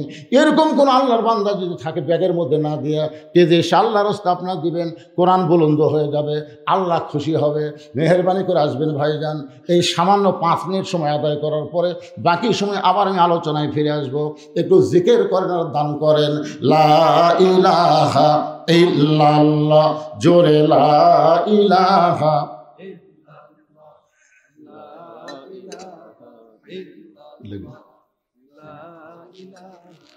জিকির করতে দেখছেন? জবান খোলেন না কেন ভাইরে? মরণের কালে বুঝিতে পারিবা, কবরে গেলে বুঝিতে পারিবা, এই কলেমার কত গুণ। লা ইলাহা ইল্লাল্লাহু বলরে মুমিনগণ, লা ইলাহা ইল্লাল্লাহ, জোরে লা ইলাহা। আমার ছোট ভাই আব্দুল মুমিন শরম পাইছে যে আমার বড় ভাই যে হারে চাইলো, কেউ তো উঠতেছে না, কি করব? পকেট থেকে 500 টাকার নোট নিয়ে এসে দান করে দিল। আল্লাহ আব্দুল মুমিনকে মুমিনের মধ্যে কবুল করে নাও। মাশাআল্লাহ, আব্দুল মুমিন দেওয়ার সঙ্গে সঙ্গে আমার আরেকজন ভাই 1000 টাকা দান করলো। আল্লাহ দানকে কবুল করেন। দুনিয়ার টাকা পয়সা দুনিয়াতে রবে, ফকির হয়ে মানুষ কবরেতে যাবে। একজন মেয়ে কর্মীর কথা বলতেছিলাম, ইসলামে একজন নারী কর্মীর কথা বলতেছিলাম ভাইজান। কারণ একজন মেয়ে যদি ভালো হয়ে যায় সে একদিন মা হবে, আর মায়ের পেট থেকে যে সন্তান আসবে সন্তানটা এরকম লড়াফড়া করবে না, পাথরের মতন বসে আল্লাহর কোরআনের আলোচনা শুনবে। জোরে কোন কথা ঠিক কি না? এজন্য ভালো মায়ের দরকার। আমি সেই মাকে বুঝাইতে গেছিলাম। মাশাআল্লাহ, আল্লাহ তোমার একজন বান্দা 1000 টাকা দান করেছে, আল্লাহ তার দানকে কবুল করেন, আল্লাহ নেক নিয়ত নেকাশা করেন। আল্লাহুম্মা আমিন। যারা যাচ্ছে চলে যাচ্ছে অসুবিধা নেই, যারা আছেন তারা একটু সামনের দিকে চাপা বসেন তো ভাই, বসেন। আমার সময় জ্ঞান আমার আছে তো, একটা সময়ে আলোচনা শেষ করে দেবো ইনশাল্লাহ। আসেন, যারা যাচ্ছে চলে যাক, কারণ বাতাস দিলে চিটা পাতান ধানের মতোই ঢক আর থাকতে পারে। আপনারা কোন তো যখন ধান বের হয়েছে তখন পাতানের সাইজ, পাতান করেন না কি কোন আপনারা? পাতান চিটা কন, চিটা আর ধান দুটো ধপ এক লয়। যখন আডিত করে বান্ধা নিয়ে আসে তখনও চিটা কয় ধান রে আমি তোর সাথী আছি। ধান কয় না রে, একসাথে থাকার কথা নয়। পরে যখন আঁটির ধান মারে তখনও সিটা ধানের সাথেই থাকে, কিন্তু এক সময় ধানওয়ালা দেখে এই ধানের মধ্যে সিটাকে আর রাখা যাবে না, তখন একটা বড় ফ্যান দিয়ে বাতাস দেয়। ওই বাতাস দেওয়ার সাথে সাথে সিটা কিন্তু থাকবার চাইলেও আর থাকতে পারে না, উড়ে উড়ে চলে যায়। ধরে ঠিক কিনা? যখন আদায় শুরু করা হয় তখন এই সিটা মাথা পাতান মার্কা ইমানদারেরা আর থাকতে পারে না, তারা উড়ে উড়ে চলে যায়। যে কয়টা দানাদার এরা কিন্তু থাকে, যতই বাতাস দেন এরা কিন্তু নড়ে না। ধরে কথা ঠিক কিনা? এই জন্য আমার সামনে যারা বসে আছেন দানাদার ইমানদার, একটু মনোযোগ দিয়ে শুনবেন। হযরত আলী চমকে উঠলেন যে আমারে সালাম দিল। সালাম শুনে বুঝতে পারলাম হযরত ওমর বাংলাদেশের মতন ৯৬ দেশের খলিফা, কিন্তু একটা আয়াত দিয়ে তেলাওয়াত করলো, আম্মা সাইলা ফালা তানহার। আপনার বলেন তো এটা কি আয়াত? এটা কিসের আয়াত বুঝতে পারছেন? সায়েলকারীকে ফিরানো যাবে না। সায়েলকারীকে ফিরানো যাবে না। হযরত আলী দরজা খুলেই বলতেছে ওয়ালাইকুম আসসালাম ইয়া আমিরাল মুমিনিন। এই ফকিরের আয়াত কেন করলেন? ওমর ফারুক বলতেছে আলী ভাই, জীবনে যেই কাম করিনি আজকে সেই কাম। বলে কি কাম? বলে ঘটকালি। ঘটকালি কাম। তোমার হোসেনের সঙ্গে আমি একটু ঘটকালি করবার চাই। আলী কয় আলহামদুলিল্লাহ, আপনার মতন মহান ব্যক্তি যদি ঘটক হয় তাহলে পাত্রী ভালো হবে। আপনার বলেন তো, ঘটক যদি ভালো হয় পাত্রী খারাপ হবে না ভালো হবে? ওমর বলতেছে আলী, আমার আব্দুল্লাহর সঙ্গে বিয়ে দিবার চাইলাম, কিন্তু আমার আব্দুল্লাহকে মেয়েটা পছন্দ করে না, মনে মনে তোমার হোসেনকে কামনা করেছে। আলী বলতেছে মেয়েটার যোগ্যতা কি? ওমর ফারুক বললেন ৬ বছর বয়সে ঈমান গ্রহণ করছে, ঈমানের কলেমা পড়ে নাই, ঈমানকে গ্রহণ করেছে। শুধুমাত্র ঈমানকে গ্রহণ করার জন্যে ইন্নাল্লাযীনা ক্বালু রাব্বুনাল্লাহু সুম্মা ইসতাকামু তাতানাজ্জালু আলাইহিমুল মালায়েকা আল্লা তাখাফু ওয়া লা তাহজানু ওয়া আবশিরু বিল জান্নাতিল্লাতী কুনতুম তুআদুন। প্রতিদিন সকাল ৩টা করে চাবুক, বিকেলবেলা 3টা করে চাবুক মারছে। 12 বছর এমন নির্যাতনের পরেও মেয়েটা ঈমান হারা হয় নাই। আলী চোখের পানি বের করে বলে আমিরুল মুমিনিন, আমার হোসেনকে বিয়ের জন্য এমন একটা পাত্রী আমি মনে মনে খুঁজতেছিলাম, আপনি যখন এসেছে এমন পাত্রীর খোঁজ নিয়ে আমার কোনো আপত্তি নাই। ওমর ফারুক এক টানে আলীকে বুকের মধ্যে নিয়ে বলতেছে ভাইজান, আমার ঘটকালি আল্লাহ কবুল করেছে। যেই মাত্র ওমর ফারুক বললেন ঘটকালি কবুল করেছে, এমন সময় হোসেন ঘর থেকে বের হয়ে সালাম দিল, ও দুই মুরব্বী, আপনার দুইজন যেভাবে কোলাকুলি করতেছেন মনে হয় বিয়ে আপনারাই করবেন। ওমর ফারুক রাস্তা দেখলে শয়তান কয়দিন যায় না, জোরে গান কয়দিন যায় না। সেই উমরের চেহারা রক্তের মতন লাল হয়ে গেছে, কিন্তু হোসেনকে খেয়াল করে কিছুই বলতে পারতেছেন না, কারণ নবীকে যেই হোসেন ঘোড়া বানায় আল্লাহর পছন্দ, সে হোসেন কিছু না বলে রাগটা সামাল দিয়ে বলতেছে বাবজান, ও বাবজান, আমরা দুইজন মুরব্বী, আমাদেরকে তুমি মানো না? বলে আপনাদেরকে আমি জানি, আপনাদেরকে আমি সম্মান করি, কিন্তু আপনাদেরকে আমি মানি না। একজন মুরব্বীকে আমি শুধু মানি, সেই মুরব্বী হলো আমার নানা। আজকে তবলিগেরা 2 মুরব্বী মানার কারণে গন্ডগোল। ধরে কোন কথা ঠিক কিনা? খালি 2টা মুরব্বী, একটা হলো সাতপন্থী, একটা হলো জোবাইরপন্থী। এই 2 পন্থী হওয়াতে হাইরে ভাই একটা টঙ্গি দখল করা লিয়া খুনাখুনি হলো। এই জন্যে যাকে তাকে মুরব্বী বানানো যাবে না। মুরব্বী একটাই, কুল হে রাসূল আপনি বলেন ইন কুনতুম তুহিব্বুনাল্লাহ ফাত্তাবিউনি। একজনই মুরব্বী, তিনি হলেন আমাদের নবী। সুবহানাল্লাহ বলেন না কেন? হোসেন বলতেছে আপনার 2 জন মুরব্বীকে আমি সম্মান করি, আপনার 2 জন মুরব্বীকে আমি জানি, কিন্তু আসল মুরব্বী হিসাবে আমার নানাকেই শুধুমাত্র আমি মানি। ওমর ফারুক বলে হোসেন তুমি কি বুঝাবার চাও? হোসেন বলতে যে কয়েকদিন আগে আমি স্বপ্নে দেখলাম আমার নানা ঘরের মধ্যে আরাম করতেছে। আমি দরজায় গিয়ে বললাম নানা, আমি হোসেন একটু আপনার কাছে যাবার চাই। আমার নানা বলতেছে আমি এখন জান্নাতে আরাম করতেছি, দরজা খোলা যাবে না। আমি হোসেন চমকে গেলাম, যেই নানা ভাঙ্গা ঘরের মধ্যে দিয়ে কথা বলতেছে, আর সেই নানা জান্নাতে কেমনে আরাম করে। আমি জানলার ফাঁক দিয়ে তাকায় দেখি নানির উরাতকে নানা বালিশ বানায় শুয়ে আছে। আমি বললাম, নানা, নানির উরাতকে বালিশ বানায় শুয়ে থাকলেই কি জান্নাতে থাকা যায়? নানা বললেন, হোসেন তুই ছোট্ট মানুষ, বুঝবি না, তোর নানির মতন বউ যদি কেউ ঘরে পায়, ওই ভাঙ্গা ঘরটা আল্লাহর জান্নাত হয়ে যায়। আমি হোসেন সেই দিন সিদ্ধান্ত নিয়েছি, বিয়ে যদি করতে হয়, আমার নানা যেমন বিয়ে করছে আমিও তেমন বিয়ে করব। আমি কয়েকদিন হলে দেখতেছি আমার বড় ভাই হাসান খালি কান্দে। আমি যেই মাত্র কাছে যাই মুচকি মুচকি হাসে। আমি দূর থেকে দেখি ভাই আমার কান্দে, কিন্তু কাছে গেলেই মুচকি মুচকি হাসে। আমি এক সময় বললাম, ভাই আপনি গোপনে গোপনে কান্দেন, কিন্তু আমারে দেখলে আপনি হাসেন, কারণ কি? হাসান বলে, কিছুই না। আমি ভাইয়ের হাত ধরে বললাম, ছোট্টবেলায় একসাথে দুই ভাই থেকেছিলাম, আজকে বড় হওয়ার পরে আমাকে এড়িয়ে চলেন। হাসান বলতে, হোসেন রে, আমার ভাগ্য বড় খারাপ, আমি এমন একটা বউ পাইছি ভাই, যেই বউটা বাড়ি আসার সঙ্গে সঙ্গে আমার কলিজার মধ্যে আগুন জ্বলাইছে। হাসান রাদিয়াল্লাহু আনহু বিয়ে করেছিল, সেই বউটার নাম হলো জায়েদা। জোরে বলেন, নাম কি? অত্যন্ত কুটনি মেয়ে ছিলেন। এর কথা ওর কাছে, ওর কথা ওর কাছে কইয়া কইয়া বাজানগো স্বামীর কলজা মধ্যে জ্বলাই গেছেন। এই জন্য হোসেন বলতেছে, আমার বড় ভাই কষ্টে আছে, সেদিন তো আমি সিদ্ধান্ত নিয়েছি, বিয়ে যদি করতেই হয় ভাবিয়া ভাবিয়া করিও কাজ, করিয়া ভাবিও না। আমি চিন্তা করে দেখলাম না যেরকম বিয়ে করছে, দৌড়ে এসে বাপের হাত ধরে বলতেছে, আব্বা আপনি সত্যি করে বলেন তো, আমার মা আপনার কেমন বউ? আমার মাকে আপনার কষ্ট দিছে, তো আপনি যেমন একটা বউ পাচ্ছেন, আমার নানা যেমন বউ পাচ্ছে, আমিও তেমন বিয়ে করবো। ওমর ফারুক বলতেছে, বাবা আমি যে মেয়ের ঘটকালি করতেছি, এই মেয়েটা বিয়ে করলে তোর নানার মতো বাপের মতো তোর জীবনে শান্তির হবে। ওমর ফারুক বললেন, বিয়ে কর বাবা। হোসেন বলতেছে, আমিরুল মুমিনিন আপনি কষ্ট নিয়েন না, আমি সিদ্ধান্ত নিয়েছি। বলে, কি সিদ্ধান্ত? আমি সেই মেয়েকে বিয়ে করব যে মেয়েটা আমার 3টা প্রশ্নের উত্তর দিবার পারবে। ওমর ফারুক বলে, হোসেন কি প্রশ্ন? যাক বিয়ে করবো তার কাছে, আপনার কাছে আউট করে লাভ আছে?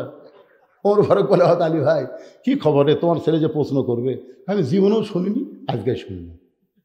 ওমর ফারুককে, আমিও জানি না, তুমিও শোনোনি, তাহলে আমার ঘটকে আল্লাহ কবুল করবে। কানতে কানতে মেয়েটার কাছে গিয়ে বলতেছে, মা আমার আব্দুল্লাহকে স্বামী বলে স্বীকার কর। মেয়েটা বলতেছে, খালি একটা বার বলেন হোসেনের চাইতে ভালো। ওমর ফারুক বললেন, যেটা বলা যাবে না সেটা কেন শুনতে চাও? তাহলে আপনি কেন বলতেছেন আব্দুল্লাহ বিয়ে কর? ওমর ফারুক বলে, মা হোসেন সেই মেয়েকে বিয়ে করবে যে মেয়ে তার 3টা প্রশ্নের উত্তর দিবার পারবে, যে প্রশ্ন আমিও জানি না, তার বাপও জীবনে শোনে নাই, তাহলে তুই কি উত্তর দিবার পারবি? মেয়েটা ঘরের ভিতর থেকে বলতেছে, আমিরুল মুমিনিন হোসেন কি 3টা প্রশ্ন করবে আমি জানি না, তবে আমার ঈমান বলতেছে আমি না পারলেও আমার আল্লাহ পারবে। লিল্লাহে তাকবীর। আবু সাইদ ইয়ামিন মুগ্ধ, এরা কিন্তু এদের ঈমান কিন্তু বলেছিল দরকার হলো জীবন দেব, কিন্তু হাসিনার সাথে কোনো আপোষ, কথা বলেন আপোষ, 2000 ছাত্র জনতা জীবন দিল ঈমানের বিনিময়ে। যদি ঈমানটা মজবুত না হতো তাহলে মরবার চাইতো না, বলতো জীবন বাঁচান ফরজ, জীবন বাঁচান ফরজ, জীবন বাঁচান ফরজ। খালি জীবন বাঁচান ফরজ করলে হাসিনা পলাই করে। 41 সালের আগে না মানার কোনো মরদ ছিল না, কথা কর না কেন? বিএনপি ঘরের মধ্যে ঢুকছে, জামাত ইসলাম লুকা লুকা মিটিং করতেছে। তাহলে এই দুটাই বড় দল, একটা ঘরের মধ্যে, একটা লুকা লুকা। হাসিনা খাওয়ায়, খাওয়া নেই। ভারত আমার সাথে আছে, আমার নামাই। হ্যাঁ, ইমানের বলে বলিয়ান হলো, জীবন দিল, হাসিনা পালাতে বাধ্য হয়ে গেল। জোরে কোন কথা ঠিক কিনা? একটা ভিডিও আপনারা দেখছেন, পুলিশের আইজিকে স্বরাষ্ট্রমন্ত্রী বলতেছে, কি গুলি করো, কি গুলি করো? স্যার এই দেখেন, এই যে ভিডিও দেখেন, আমরা গুলি করি, একটা পুড়া যায়, ওটি আরো 2টা এসে দাঁড়ায়। ভয়ে যে ও মারে বাবারা, কেউ দৌড় মারবি, দৌড় মারে না। যেটা পড়ে গেল ও ধরে 3 জন নিয়ে গেল, ওই ফাঁকের মধ্যে আরো 2 জন দাঁড়ালো। দেখে মনে হচ্ছে তয়রা আবাবিল, মানে আল্লাহ তাআলা আবাবিল পাখি পেটে দিছে। ইমান, এটার নামে হলো ইমান। মেয়েটা বলতেছে হোসেন কি 3টা প্রশ্ন করবে আমি জানি না, কিন্তু আমার ইমান বলতেছে আমি না পারলেও আমার আল্লাহ পারাবে। সঙ্গে সঙ্গে হয় তোমার এক দৌড়ে এসে আলীকে বলতেছে ভাই তারিখ করেন। আলী বলতেছে কিসের তারিখ? বলতেছে যে হোসেন যে 3টা প্রশ্ন করবে তার উত্তর দিবার পারবে কি পারবে না তারই তারিখ। আলী বলতেছে যে প্রশ্ন আপনি জানেন না, আমিও শুনিনি, সেই প্রশ্ন মেয়েটা কেমনি দিবে? ওমর ফারুক বলতেছে আলী রে, এমন ইমানের বলে বলিয়ান হয়ে কথা বলছে, আমার মনে হয় মেয়েটা একলা নাই, মেয়েটার সাথে আমার আল্লাহ আছে। সুবহানাল্লাহ করেন না? যার সাথে আল্লাহ আছে, আপনারা বলেন তো এই কোরআন নিয়ে যারা সামনে যাবে তাদের সাথে কে থাকবে? আরো জোরে জোরসে বলুন মাশাআল্লাহ। বিশ্বাস করা লাগবে ভাইজান। একটু মনোযোগ দিয়ে শুনবেন। নির্দিষ্ট তারিখ মোতাবেক ডান পাশে হযরত ওমর বসে গেছে, বাম পাশে হযরত আলী বসেছে, আর মাঝখানে হোসেনকে বসার আসন দেওয়া হলো। আর সামনে একটা চাদর টাঙ্গাইয়া চাদরের ওই পারে ওই 18 বছরের যৌবনা মেয়েটাকে বসানো হয়েছে। বাংলার মুসলমানের কাছে প্রশ্ন হলো সামনে চাদর দেওয়ার কারণ কি? আরো জোরে জোরসে বলুন। কিন্তু মমতাজ সংসদের মধ্যে বলছে মমতাজ, ওরে শরীয়তের মৌলানা চোখ 2টা করলা কানা, মনের পর্দা বড় পর্দা তোমরা খুঁজা পাইলা না, তেতুল হুজুর বুঝলো না। আমার শফি রহমতুল্লাহ আলাইকে এই 2 টাকার গায়িকা মমতাজ তেতুল হুজুর করছে। চিন্তা করে দেখেন, বাংলাদেশের লক্ষ লক্ষ আলেমের ওস্তাদ হলো আহমদ শফি রহমতুল্লাহ আলাই, তাকে এই শালী মমতাজ তেতুল হুজুর করছে। তেতুল তেতুল। আর সংসদে যারা সদস্য ছিল মমতার গান ছিল, তারা তালি বানালো। হায় হায়, আলিম তেতুল করছে, তাতে আবার তালি ফুটাচ্ছে। তাহলে ওই শালারা কি ছিল? যারা তালি ফুটালো তারা কি ছিল? চিন্তা করে দেখেন। আরে কি গান! আগে করের মন আখেরের কাজ, ধ্যানযোগ্য হয় দিলের নামাজ। ও তোমার পাঞ্জে গানা নামাজ পড়া লাগবে না। কোরআন হলো 90 পারা, কোরআন হলো 90 পারা, শরীয়তে মানে না, শরীয়তের মৌলানা চোখ 2টা করলা কানা, মনের পর্দা বড় পর্দা তোমরা খুঁজা পাইলা না, তেতুল হুজুর বুঝলো না। তো মনের পর্দা যদি বড় পর্দা হয়, আপনারা বলেন তো ওমর ফারুকের মন ভালো না খারাপ? এই ভালো বলতে যদি মুখ বন্ধ থাকে, ওমর ফারুক কি সন্দেহ আছে আপনাকে? জোরে মানে ওমর ফারুকের মন ভালো না খারাপ? হোসেনের মন ভালো না খারাপ? হযরত আলীর মন ভালো না খারাপ? তারপরে সামনে চাদর দেওয়ার কারণ মনের পর্দা, পর্দা না, পর্দা হলো আল্লাহর আইন। যেদিন কোরআন দিয়ে বাংলাদেশ চলবে সেদিন মেয়েরা ইচ্ছা করায় পর্দা গ্রহণ করবে। তখন বেপর্দা দেখলে বমি লাগবে। আর প্রত্যেকটা পুরুষ মানুষ কোরআনে আইন যখন চালু হবে তখন আল্লাহ বলে দেবে কুল্লিল মুমিনিনা ইয়াগুদ্দু মিন আবসারিহিম। তুমি যদি মুমিন হও তোমার নজর থাকবি নিচের দিকে, আর বউ দেখলে টাকা থাকবে। বউয়ের কাছে আসা আলহামদুলিল্লাহ কি মাল রে, নিজের বইয়ের দিকে তাকে দেখতে, আর রাস্তা দিয়ে কোনো মানুষ দেখলে সবসময় নিচের দিকে তাকাবে। এটা কার বউ কার বেটি দেখার কোনো সুযোগ নেই। তা আপনি মরদ মানুষের যদি একটা মেয়ের দিকেও না তাকান, ওরা বেপর্দা হবে? ওরা বেপর্দা হয় দেখানোর জন্য। কিন্তু আমরা যদি না দেখি ওরা বেপর্দা হবে? এই জন্য আমাদেরকে আইন হলো নিচের দিকে তাকিয়ে থাকে, আর মেয়েদের আইন হলো ও করনা ফি বুয়ুতিকুন্না ওয়ালা তাবাররুজনা তাবাররুজাল জাহিলিয়াতিল উলা। এখন ওমর ফারুক বলে হোসেন প্রশ্ন শুরু করে দাও। এবার হোসেন দাঁড়িয়ে বললেন যে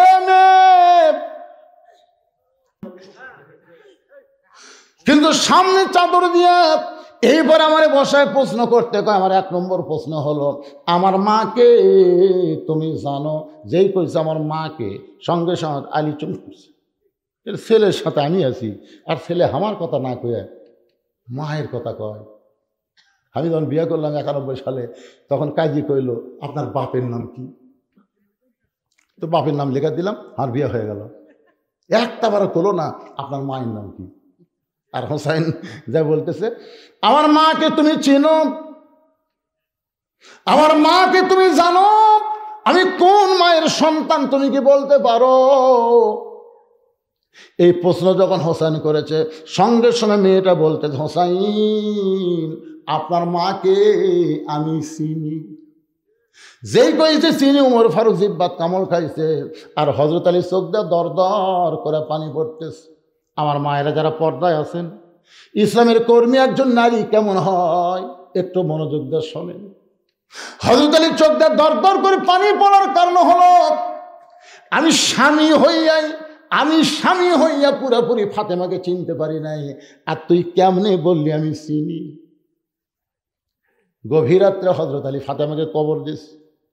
কবর দেওয়ার পরে আল্লাহকে বলতেছে, আল্লাহ তোমার পর্দানিশী রাতের বেলায় মারা গেল, রাতের বেলায় তাকে দাফন করা হলো।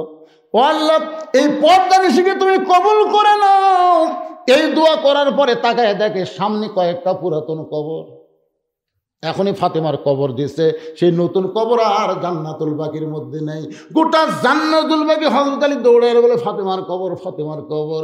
কে যেন বলে, আলী রে, ফাতেমা পর্দানিশী। আমি আল্লাহ জহুরা ডিগ্রি দিয়া ফাতেমার কবরটাকে কিয়ামত পর্যন্ত পর্দা করে দিয়েছি। আমি স্বামী হইয়াই তাহলে পুরোপুরি চিনতে পারি নাই, আর তুমি কেমনে চিনলাম? হোসেন প্রশ্ন করলো আমার মাকে, তুমি জানো? তুমি জানার কথা বলতে পারতে, নবীর মেয়ে, 4টা মেয়ের মধ্যে ফাতেমা হলো সবচাইতে দামি মেয়ে, এরকম তুমি উত্তর দিবা। তুমি উত্তর না দিয়ে বললে আমি চিনি, তুমি কেমনে চিনবা? মেয়েটা বলে, মুরব্বী, চোখের ভুরু জোড়া ছিল, বাম গালে কালো একটা তিল ছিল, থুতুনির তলে লাল একটা দাগ ছিল। সঙ্গে সঙ্গে আলী বলতেছে, মা যা বলছো আর বলো না মা, কারণ আমাদের 3 জনের মধ্যে একজন পর পুরুষ আছে। আপনারা বলেন তো, এই 3 জনের মধ্যে পর পুরুষের নাম কি? সবাই জোরে কোন নাম কি? নবী বলেছেন, আমার পরে কেউ যদি নবী হতো তাহলে উমরকে আল্লাহ নবী বানাইতো। এমন একজন মহান মানুষকে যদি পর পুরুষ বলা হয়, তাহলে মুরিদের বইয়ের কাছে পীর কি পুরুষ? তা আপনি যে পীরের কাছে বই এসে বলতেছেন, হুজুর আমার বইয়ের মাথা খাপ দেখে দোয়া করেন হুজুর। এই জন্য বাংলাদেশে 3টা কথা আছে জানেন। 1 নম্বর কথা হলো, ডাক্তারের বইয়ের কোনোদিন সিজার লাগে না। বড় বড় ডাক্তার কোনোদিন বউকে সিজার করায় না, কারণ জানে সিজার করলে বাচ্চারও ক্ষতি, মায়েরও ক্ষতি। 2 নম্বর কথা হলো, মৌলবীর বাড়িতে কোনোদিন মিলাদ হয় না। দেখবেন মৌলবী পরের বাড়িতে মিলাদ পড়ায়, নিজেদের বাড়িতে কিন্তু হয় না। আর 3 নম্বর সহি কথা হলো, পীরের বউ কোনোদিন মুরিদ হয় না, কারণ পীরের বউ জানে আমার পীর হলো লুচ্চা, মাঝে মাঝে মুরিদের বইয়ের দিকে তাকায়, এর হাতে মুরিদ হয়ে কি হলো? তাহলে কয়টা করলাম? 1 নম্বর, ডাক্তারের বইয়ের সিজার লাগে না, মৌলবীর বাড়িতে মিলাদ হয় না, আর পীরের বউ মুরিদ হয় না। আয় হায় রে, কে বাবা কি হচ্ছে? কি হচ্ছে বাবা? শেষ করে দেব না? চলবে না? কি গন্ডগোল হচ্ছে? কি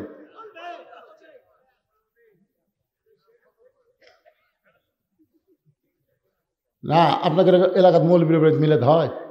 তো মৌলবী খেয়েছেন হয় না তো? হ্যাঁ, কিসে সেটা? ও প্রজেক্টর।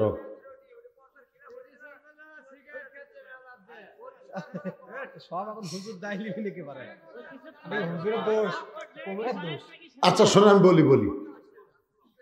আচ্ছা এই যে কথার আগে শুন, ওই যে হজের সময় যে টিভিতে হজ দেখায়, এখন আপনার বউ যদি হজ দেখে, কাবা ঘর দেখে, কাবা ঘরের ইমামত দেখে, যদি হাজি করে তাওয়াফ করতে দেখে, বা আপনি যদি আপনার বউকে হজ করবার যান, যায় যদি আপনি কাবা ঘরে তাওয়াফ করতে যায়, মেয়া মরদ একসাথে যদি তাওয়াফ করেন, সেটা কি কোন? আমি কথা রাখুন, সেটা আগে কোন? এখানকার মনোভাব কি শোনেন? এখানকার মনোভাব হলো, মেয়েরা শোনেন কথা বলেন, মেয়েরা কি পর্দার মধ্যে নাই? আছে। আর প্রজেক্টরের মাধ্যমে বক্তা দেখতেছে। বক্তা দেখতে কেমন? কথা কন, বক্তা দেখতে কেমন? কালো, বয়স্ক। দ্বিতীয়ত বক্তার গায়ের পোশাক কেমন? তাহলে কালো আর কালো একত্র হয়ে গেল, ওটা দেখার মতন আছে না ভূতের মতন হসা?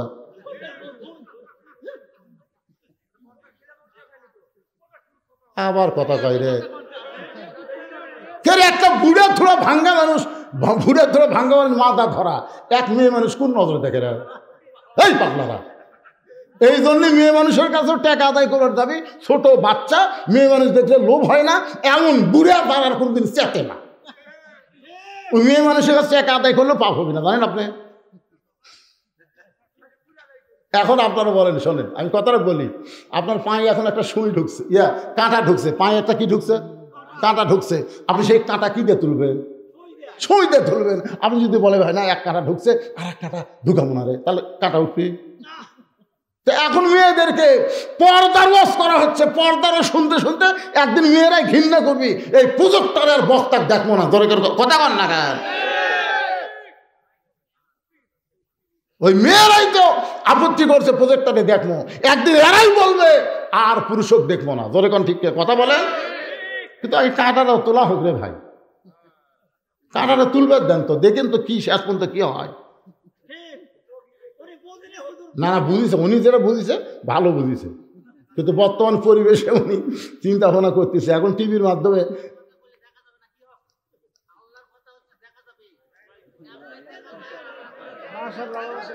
না না দুই মত হন না, একমতে থাকেন, একমতে থাকেন। আমি যে কথাটা বলতেছি শেষ করছি তাই। আপনি এই কথা এত পরে বলেন কেন? না না এই কথাটা যেটা আপনি বললেন এখন, এরা এত আরো আগে বলা দরকার ছিল। আমি কি জানি যে আমি এরা প্রজেক্টর দেখতেছে, আমি করে দেখাচ্ছি। না না আমাকে বলছেন এ তুলে দিবেন কেন? ভালো কথা বলতেছে উনি, উনি হক কথা বলতেছে। এই যে বাংলাদেশে আসিফ নামে একটা বক্তা আছে, আসে না? কথা কন না কেন? মরদের সাথে মেয়েরা কেন আসে? জুয়ান তাগড়া বক্তা দেখার আমার মতন বুড়াক দেখা কালো মানুষ কালো পোশাক পরছে আলাদা, ধরে কোন কথা কন না কেন? ছোট বাচ্চা 5 বছর বাচ্চার হাতে ব্যাগ দিয়ে যদি মেয়েকের কাছে টাকা তুলবে দেন, এই পর্দার খেলা হবে? কতক্ষণ পর্দার খেলা হবে? এমন বুড়া ভাঙ্গা চূড়া কিছুই নেই, ওই যদি ব্যাগ লে যায় তো পর্দার খেলা হবে। পাগলা, পর্দার খেলা হলো মেয়েদেরকে যেই পুরুষ আকর্ষণ করে। এখন আমার মধ্যে আকর্ষণ না বিকর্ষণ, একটু বিবেক দিয়ে চিন্তা করেন বাবা। আমি কালো মানুষের কালো পোশাক পরার কারণ কি? না না কালো পোশাক পরার কারণ কি? আমি তো মানুষই কালো। এই কালো পোশাক পরার কারণ এই প্রজেক্টরের ভয়। ডিজিটাল পর্দা লেখা আছে, ডিজিটাল পর্দার মাধ্যমে বক্তা দেখানো হয়। ডিজিটাল পর্দা কিরে? পর্দা তো পর্দায়, জোরে কোন কথা ঠিক কিনা? ভালো কথা বলেছেন উনি, ওনার কথার সাথে দ্বিমত করলে কোরআনের সঙ্গে দ্বিমত করা হবে, কিন্তু ওনাকে তো বুঝাতে হবে। আপনারাও বুঝেন, মেয়ে মানুষের বাড়ির থেকে আসা ও আর শোনা লাগবে কোন হাজার কোন জায়গাতে আছে।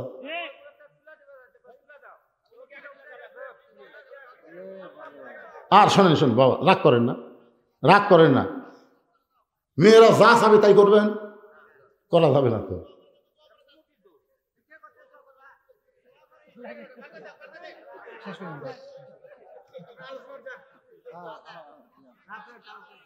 রাত অনেক হয়ে গেছে, দোয়া করে দিচ্ছে, অসুবিধা নেই। এই বসেন দোয়া করে যান। বসের জন্য জান্নাতের জন্য কবুল করে না। এই মাহফিলের শুরু থেকে শেষ পর্যন্ত যত আলোচনা হয়েছে আল্লাহ, এর মধ্যে যদি ত্রুটি হয় ভুল হয় মাফ করে দাও। এর যে হাদিয়া মঞ্জুর করো, সোনার মদিনায় নবী পাকের রওজা মোবারকে আল্লাহ কবুল করে নাও। তামাম আম্বিয়ায়ে কেরাম, আসহাবে কেরাম, তাবিঈনে কেরাম, তাবিঈনে কেরাম, তামাম পৃথিবীর মাটির নিচে যত মুমিন মুমিনা শুয়ে আছে আল্লাহ, সকলের আরওয়াহ পরে হাদিয়া কবুল করো আল্লাহ।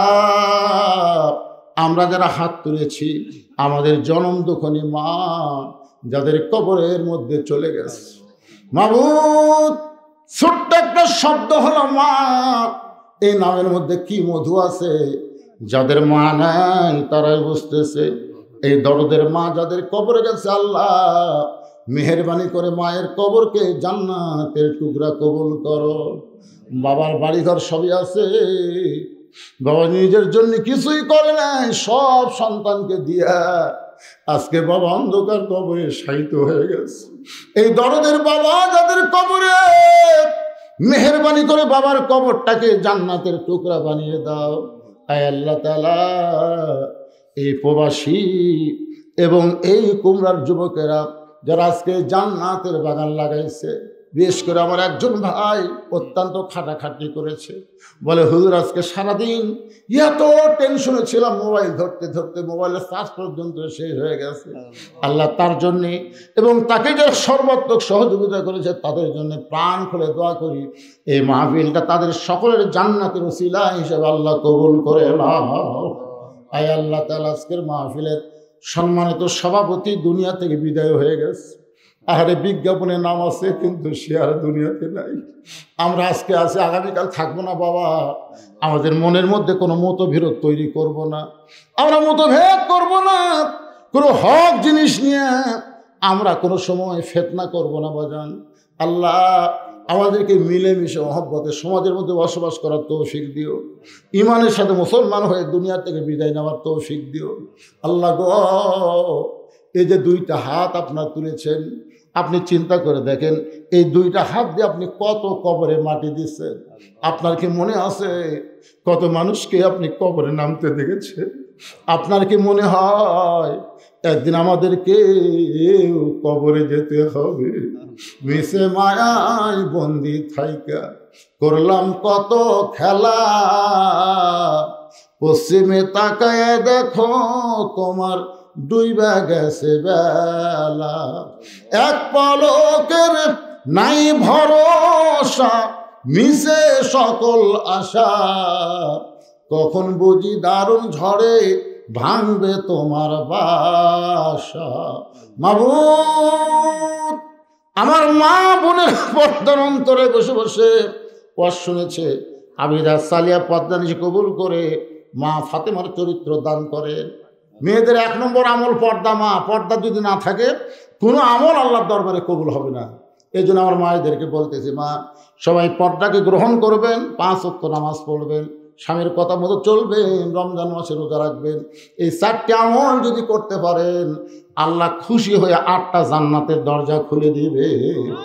আমি বড় অসুস্থ, আমার মতো অসুস্থ যারা হাত তুলেছে, আল্লাহ আজকে কোরআনের ওসিলায় আমাদের সকলকে সুস্থতার নিয়ামত দান করে দাও। আল্লাহ গোটা বিশ্বে মুসলমান যেখানে কষ্টে আছে সবই দেখতেছেন। আল্লাহ ফিলিস্তিনের মুসলমানকে বাইতুল মুকাদ্দাস দিয়ে দাও। এই রজব চাঁদি তুমি বলেছো সুবহানাল্লাযী আসরা বিআবদিহি লাইলাম মিনাল মাসজিদিল হারাম ইলাল মাসজিদিল আকসা। আল্লাহ মসজিদে হারাম মসজিদে আকসার কথা তুমি একই আয়াতের মধ্যে বলেছো। আজকে মসজিদে হারাম মুসলমান তাওয়াফ করে, আর মসজিদে আকসা বাইতুল মুকাদ্দাস ইহুদিরা দখল করতে চায়। ও মাবুদ, পৃথিবীর মানচিত্র থেকে ইহুদিদেরকে ধ্বংস করে বাইতুল মুকাদ্দাস মুসলমানকে নিরাপদে ফিরাইয়া দাও।